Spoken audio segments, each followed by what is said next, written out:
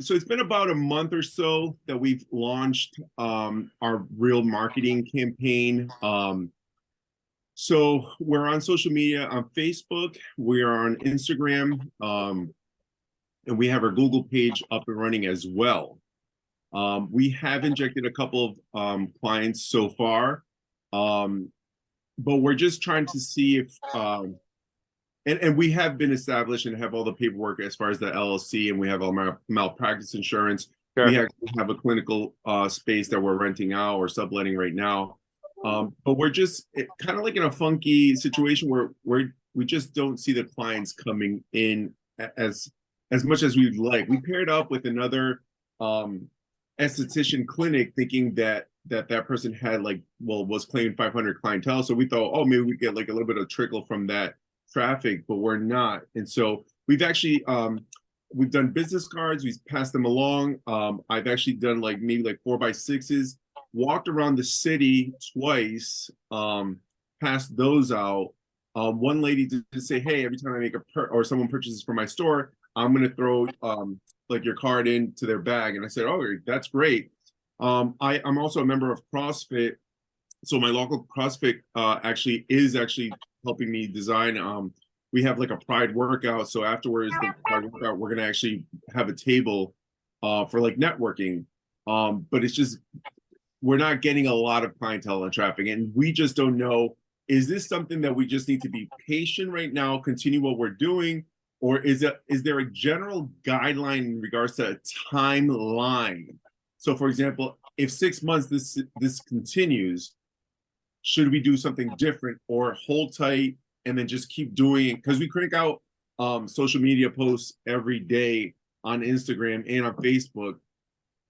So we do have a campaign running, which we have somebody it's actually my partner's wife who's happens to be in marketing for 20 years. So she's helping as well. We're just trying to see what else we could do. To have print materials is part of it. It's like number 9 on the formula, and print is extraordinarily important. What you're saying and how you look in that is so important. And do you have a QR code on that? People are using QR codes more than ever, especially since COVID. Everyone now is using QR codes and knows how. So that's super important too. To answer your first question, how long does it take to get rocky and rolling to make money? So I've started 6 businesses over the years, and not one of them has just taken off. I'm not saying it doesn't happen every now and then. I see friends that'll do that with something like cool technology or, just right place, right time. But I would say that's the exception, not the rule in every business. When I started National Laser 20 years ago, we were doing just initially, it was about 1.5 years of training people in the world of laser before we stepped into injections and things like that.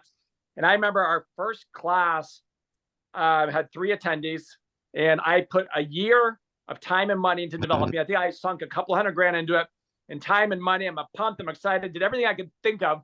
And I had 3 people show up for my first class. My second class, nobody showed up for. I wanted to cry. My third class, one gal flew in from Alaska. We're friends this day. Her name's Allison. And then slowly it evolved by me making changes and adjustments. So changes and adjustments, I went from being just laser hair removal to estheticians to laser hair removal and photofacial and tattoo removal. And then I evolved to marketing, not just estheticians, but cosmetologists and career changers. Then we added the medical world for Botox and fillers. And then I would say through stumbling across certain things that worked and didn't work, I kind of found my niche. And I found my magic with digital marketing. I found my magic with SEO marketing, search engine optimization. So for example, you find out in Google what people search for the most, which is a free tool on Google AdWords. And you find out, okay, if you give them the word Botox, it'll give you 10,000 phrases of what people are typing in.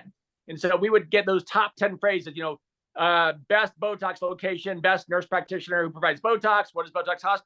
And then we'd integrate those phrases into our content on these organic web pages. And in a period of I think it was 3 months, 6 months, we started moving and grooving, and that got a lot of momentum for us. And then we started getting some cash flow. We used that cash flow because I'd run out of money. I'd probably down to God knows what in the bank.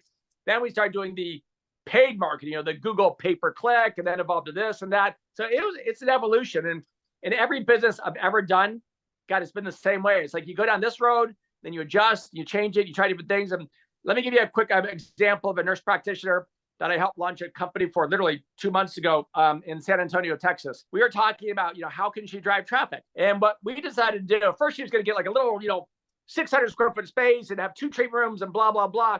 She expanded her space to about, I think it was like maybe 5 or 6 treatment rooms. And she did a combo of actual medicine, the nurse practitioner stuff, and the aesthetics. And our game plan was, okay, even though she wanted to fade out of being a nurse practitioner and traditional medicine into aesthetics, we basically said, okay, you got to follow all these people. They love you. They like you. They come to these different things. So she's continuing to be a nurse practitioner, just family practice things and some hormones and things like that, for the sole purpose of using that traffic, those people that are coming for her bread and butter, what she knows. And then, of course, X% of those for free, she can market to. And now she's really starting to grow her practice kind of in that avenue. I'm a big fan of digital marketing. And I think that everybody should spend a little bit of money on paid boosts on Facebook and Instagram and on Google pay-per-click, and just kind of dabble until you figure it out. Very few medical professionals I know have a marketing or business background. They're providers. They go to med school. There's no business courses. They kind of stumble through. They start a business. It's just not their thing. They know how to provide great practice in medicine. They're not marketing people by trade. So they'll go out there and they'll hear, okay, Google pay-per-click is great, and so is social media. They'll pay a couple $1,000s a month for AdWords to, when somebody types in Botox for you to get the traffic, and then it doesn't really work. And people aren't calling them and they aren't emailing them, and they're wondering what went wrong because they're not really using the analytics. So when I say analytics, let's say you go out and you spend $500 on people searching for how much does Botox cost? And for those $500, let's say you spend $1 per click, per visitor. So you get 500 visitors, but nobody calls you and nobody emails you. You get pissed off. You want to sue Google. You want to throw in the towel. But the way to look at it is you got to analyze. You got to use data and analytics. Say, okay, 500 people came to my website or my social media page. Why did nobody call me? Why did nobody email me? And then you ask them your friends and you show them what your web pages look like and what your print looks like and what your social media looks like. And you show them the top 10 other people on Google or Facebook. You ask them, hey, who would you call? Who would you message and why? And all of a sudden you quickly realize, like, oh shit, they had some good testimonials, or they had a better looking website, or they had a better offer, or whatever it is. And then you adjust it and you tweak it. I'm not saying that you knock them off, but you take those elements that's working for other people, and then you put in your flavor, your twist, your special sauce, your angle. And then all of a sudden, out of 500 people, 10% or 50 people are asking you a question, and 10% of those 50 people are buying from you. And even though 5 people isn't going to make you rich, if 5 people spend $3,000 a year, that's $15,000 in revenue. Now, $15,000 isn't going to make anybody a superstar, but $15,000 off that one campaign, you do that 10 times, you got 150 grand a year. You do 100 times, you got 1.5 million. It evolves. So it's testing. It's analyzing the data, and it's not being too smart for own good. It's getting other people involved, getting focus groups, and you just got to keep going and ask yourself, what can I try new? What can I try new? And you try this, but don't throw in the towel on things that fail until you've analyzed them, you've talked to third parties, and you've dug it really deep and said, well, gosh, maybe this didn't work. I got the 50 phone calls, I got the 50 emails, but blah, blah, blah.